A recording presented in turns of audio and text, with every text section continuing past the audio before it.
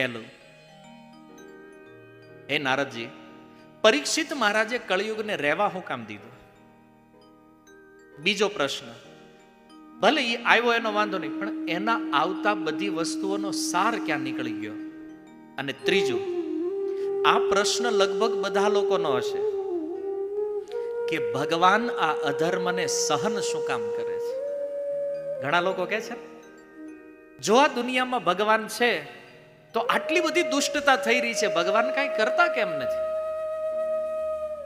ત્રણ પ્રશ્ન ભક્તિ મહારાણીએ પૂછ્યા અને એનો ઉત્તર આપતા નારદજી પહેલા પ્રશ્નનો ઉત્તર આપતા કહે છે કે હે બાલા, ધ્યાનપૂર્વક પ્રેમથી સાંભળો, હું બધા જ ઉત્તર આપું છું તમારા. જે દિવસે ભગવાન આ ભૂલોકને છોડીને ગયા દ્વાપરના અંતમાં, ત્યારે કળિયુગનો પ્રવેશ થયો. અને પરીક્ષિત મહારાજ એટલા સમર્થ રાજા હતા કે કળિયુગના આવવાનો સમય થઈ ગયો ને તોય કળિયુગ એન્ટ્રી ન કરી શક્યો. રાજા કોણ હતા?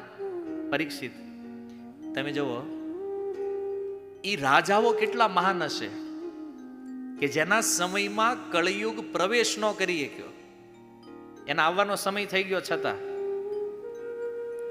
તો દિગ્વિજય કરીને એકવાર પરીક્ષિત મહારાજ રિટર્ન આવતા હતા ને એને જોયું રસ્તામાં કળિયુગને કાઢી તલવાર, અને તલવાર કાઢીને જેવો કળિયુગને મારવાનો પ્રયાસ કર્યો, કળિયુગ શરણમાં આવી ગયો.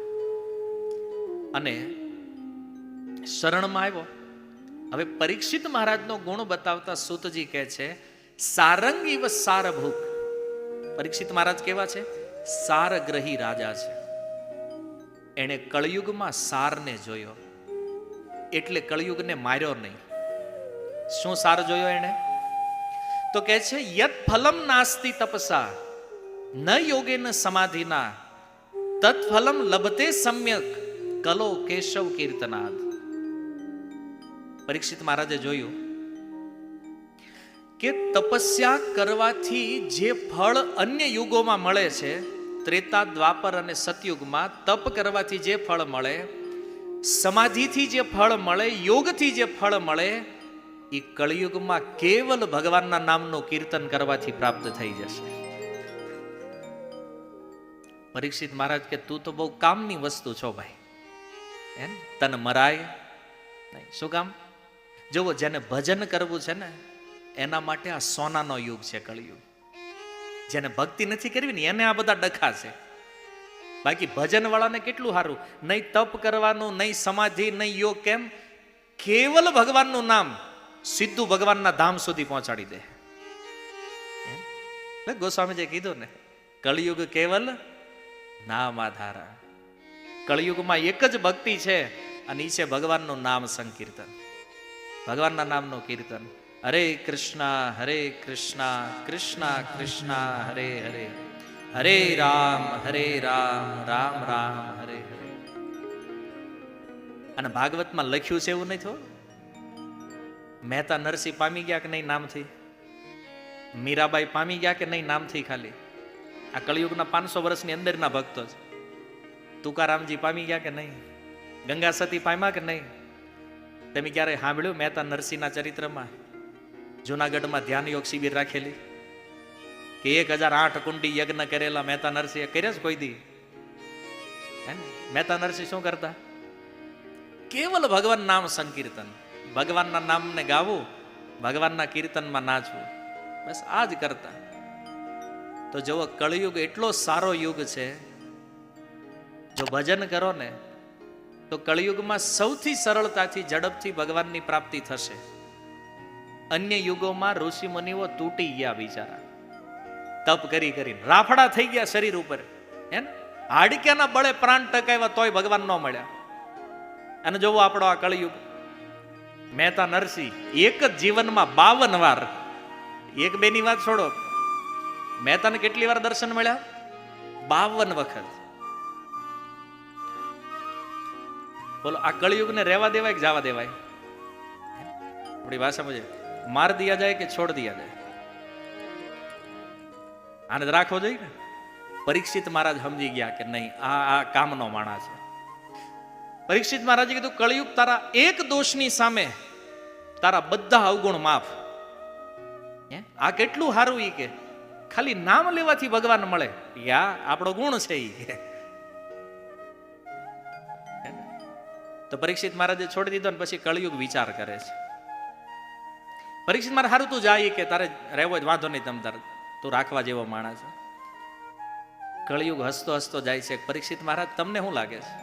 પરીક્ષિત મહારાજે એટલે છોડ્યો તો કે ભગવાનના નામથી ભગવાન મળે તો કળિયુગમાં બધા પામી જાય ભગવાનના ધામને. હે ને? આ તો સારો મોજ આવે એવું છે. કળિયુગ મનમાં વિચાર કરે છે, મહારાજ તમે ભલે મને એ વિચારીને જવા દીધો કે આ બધા ભગવાનનું નામ લે તરી જાહે, કોઈ નામ લેવા દઉં તો નહીં કે એટલા બિઝી રાખીશ, એટલા બિઝી રાખીશ. હે ને? નામ લઈને અહીં કેટલાને કીધું છે કથા, એમ આજ નહીં આવી કે કેમ બહુ કામ છે. આ કોણ છે? બધા કલી ચેલા, કળિયુગના ચેલા છે. જેને જેને કામે પકડ્યા છે ને એ કળિયુગના ચેલા છે. અને તમે બધા કળિયુગના પ્રભાવથી મુક્ત થઈને આવ્યા છો. આ પંડાળમાં જેટલા આવ્યા છો ને, આ કોઈ તમને ખુશ કરવાની વાત નથી. આ તમે ખુશ થાવ કે ન થાવ એને મારે કોઈ મતલબ નથી. મૂળ વાત શું છે? તમે વાસ્તવમાં સૌભાગ્યશાળી છો કે કલીના પ્રભાવથી મુક્ત થઈને તમે અહીંયા આવ્યા છો. કારણ કહું, નહીતર તમે જેવો વિચાર કરો ને કે કથામાં જાવું તો કળિયુગ 100 કામનું લિસ્ટ બનાવી નાખે. હે ને? અને ભાઈ નક્કી કરે કે આજ તો જઈ જ નહીં કઈ કે આપણે અટકાવે. પણ આપણે અહીં સુધી પહોંચ્યા મતલબ તમે કળિયુગને જીતીને આવ્યા છો. નારદજીએ કીધું એટલે કળિયુગને રહેવા દીધો. બીજો પ્રશ્ન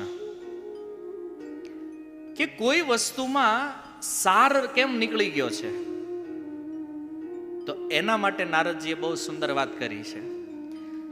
વિપ્રે ભાગવતી વાર્તા ગેહે ગેહે જને જને કારિતા કણલોભેન કથા સારસ્તતો ગતઃ અતિ ઉગ્ર ભૂરી કર્માણો નાસ્તિકારૌરવાજના તે અપિ તિષ્ઠન્તિ તીર્થેષુ તીર્થસારસ્તતો ગતઃ કામ ક્રોધ મહાલોભ તૃષ્ણા વ્યાકુલ ચેતસઃ તે અપિ તિષ્ઠન્તિ તપસી તપસારસ્તતો ગતઃ મનશ્ચાજયાદ લોભાત દંભાત પાખંડ સંશ્રયાત શાસ્ત્રનભ્યાસના ચૈવ ધ્યાન યોગમ ફલમ ગતમ પંડિતાસ્તુ કલત્રેણ